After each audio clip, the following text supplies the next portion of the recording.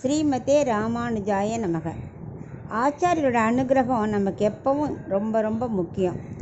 அந்த அனுகிரகம் கிடைச்சாலே நமக்கு எல்லா காரியமும் சித்தியாகும்.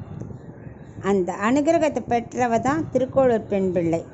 கரெக்டாக அவள் ஊரை விட்டு கிளம்பவும், அவள் ராமானுஜர் உள்ளே என்டர் பண்ணவும் சரியாக இருந்தால் அவளால் மீட் பண்ண முடிஞ்சது.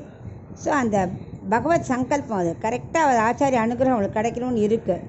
அவரை சேவித்த உடனே அவரோட ஆசீர்வாதம் கிடச்சிடுத்தோம். அதுலேருந்து அவர் மடமடன் எல்லா வார்த்தைகளும் சொல்கிறா இல்லையா. அதில் இன்றைக்கி 29வது வார்த்தை.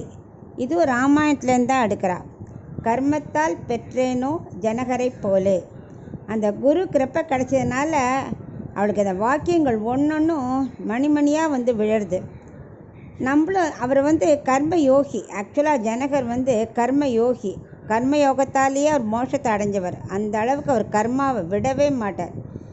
நித்திய கர்மானுஷ்டம் இருக்கு இல்லையா, நம்ம யாரும் ஒன்றும் விடவே கூடாது. ரெண்டாவது செய்யும்போது செய்ய வேண்டியிருக்கே கடனேன்னு செய்யக்கூடாது. இந்த ஒவ்வொரு காரியமும் பகவான் பிரீத்திக்காக நம்ம பண்ணுறோன்னு அனுபவித்து செய்யணும். அந்த மாதிரி கர்மாவை அனுபவித்து மனப்பூர்வமாக செஞ்சவர் தான் ஜனகர். ஜனகர் மிதிலாபுரத்தோட அரசர். அவர் ஒரு தரம் கூட கர்மாவை ஸ்ரத்தை இல்லாமல் பண்ணினதே இல்லை, அசுரத்தை காமிச்சதே கிடையாது.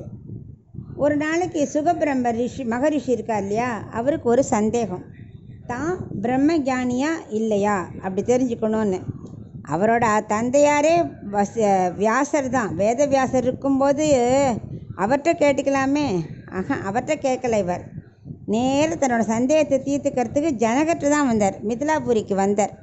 மிதிலாபுரிக்கு வந்த உடனே அங்கே இருக்கிற ஆட்கள் அமைச்சர்கிட்ட சொல்லி, அமைச்சர் ஜனகர்கிட்ட மாதிரி சுகபிரம்மர் வந்திருக்கார் அப்படிங்கிறார். அப்போ அவர் எதுக்கு என்ன அதெல்லாம் ஒன்றுமே கேட்கல. அவருக்கு தெரிஞ்சு போச்சு, ஜனகருக்கு தெரியுமே, அவர் தான் யோகியாச்சு. அவர் சொன்னார், 3 நாள் அவர் அங்கேயே இருக்க சொல்லுங்கோ. எங்கே மீட் பண்ணாலும் அங்கேயே அப்படியே அந்த இடத்துல 3 நாள் இருக்கட்டும். அவரை யாரும் ஒன்றும் எதுவும் கேட்க வேண்டாம் அப்படின்னு சொல்லி விட்டுறார். 3 நாள் அமைச்சர்கள் மற்ற மக்கள் எல்லாரும் அந்த பக்கமாக தாண்டி போகிறா வரா எல்லாம் பண்ணுறா. ஆனால் யாரும் அவரை கண்டுக்கவே இல்லை. இவரும் அப்படியே அச்சித்து மாதிரி அப்படியே உட்காந்துட்டுருக்கார். இடத்த விட்டு அசையவே இல்லை. அங்கே இங்கே அசையலை, கோவப்படலை. ஏன்னா அப்படிலாம் போயிட்டு வராளே, நம்மளை யாரும் கண்டுக்கவே மாட்டேங்கிறாளே, நம்மளால புலம்பி தீப்போம். அவர் ஒன்றும் புலம்பலை. அவர் மாட்டுக்கு சைலண்ட்டாக எங்கே சொன்னாரோ அங்கே அப்படியே உட்காந்துட்டுருக்கார். ஒரு சலனம் இல்லை அவரோட முகத்துலையோ, கோபமோ வருத்தமோ ஒன்றும் இல்லை. அதுக்காக சந்தோஷப்படுறது கோவப்படுறது ரெண்டுமே இல்லை. அவர் மாட்டுக்கு அப்படியே உட்காண்டே இருக்கார். 3 நாள் முடிஞ்சது. அப்போ ஜனகர் சொல்கிறார், இப்போ அந்த சுகபிரம்மத்தை கூட்டுன்னு வாங்கோ அப்படிங்கிறார். சுகபிரம்மம் வந்த உடனே இவர் சொல்கிறார், நீங்கள் சந்தேகமே வேண்டாம், நீங்கள் பிரம்ம ஞானி தான் அப்படின்னார்.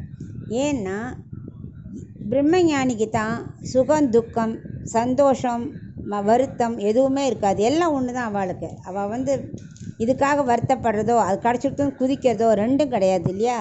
அதனால் அவள் தான் பிரம்மஞானி தான், நீங்கள் இந்த சந்தேகமே வேண்டாம் அப்படின்னு ஜனகர் சொல்கிறார். ஸோ ஜனகர் சுகபிரம்மத்துக்கு பிரம்மஞானின்னு சொல்லணுமானா ஜனகர் எவ்வளவு கர்மயோகியாக இருக்கணும், எவ்வளவு பாக்கியம் அவருக்கு. அதில் இந்த கர்மயோகத்தினால அவரோட கர்மயோகத்தினால ஜெகன் மாதா சீதா தேவியே மிதிலாபுரியில் அவர் உழைச்சே கிடைச்சா பெண்ணாக கண்டெடுத்தார். அயோனியாக பிறந்தா, ஜனகருக்கு மகளாக அவதரித்தா.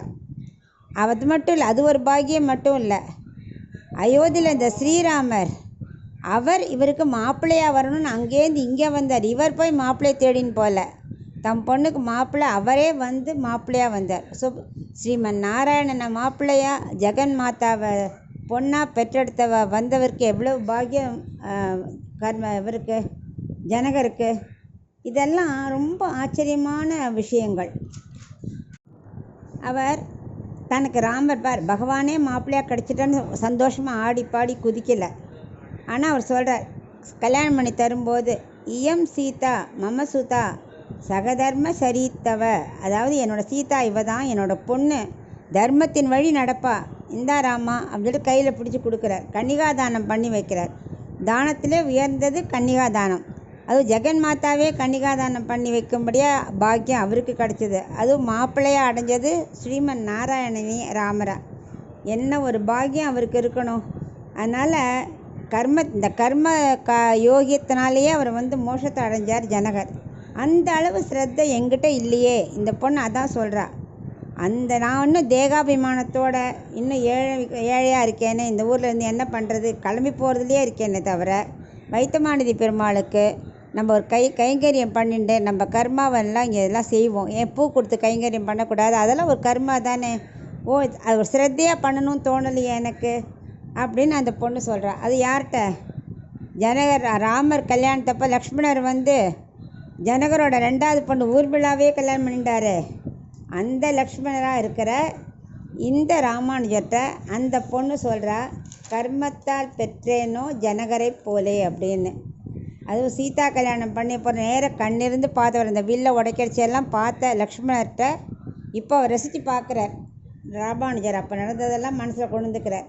பகவத்கீதையில் கூட கிருஷ்ணர் சொன்னார், கர்மயோகம் தான் ரொம்ப பெஸ்ட்டு, அதுதான் நமக்கு வந்து ஆத்ம சாட்சாத்காரத்தையே பெற்றுக் கொடுக்கும், எப்போவும் கர்மாவை தான் அழுத்துக்காமல் மகிழ்ச்சியோடு செய்யணும் அப்படின்னு அர்ஜுனனுக்கு உபதேசம் பண்ணார். அந்த அளவுக்கு இந்த கர்மயோகம் ரொம்ப ரொம்ப ரொம்ப இம்பார்ட்டண்ட்டு. அந்த கர்மயோகத்தை விடாமல் செய்யணும்னு எனக்கு தோணலேன்னு தான் இந்த பொண்ணு புலம்புறா. நம்ம இதுலேருந்து என்ன தெரிஞ்சுக்கணும்? நம்ம எந்த காரியம் பண்ணாலும் முகம் சுளிக்கக்கூடாது.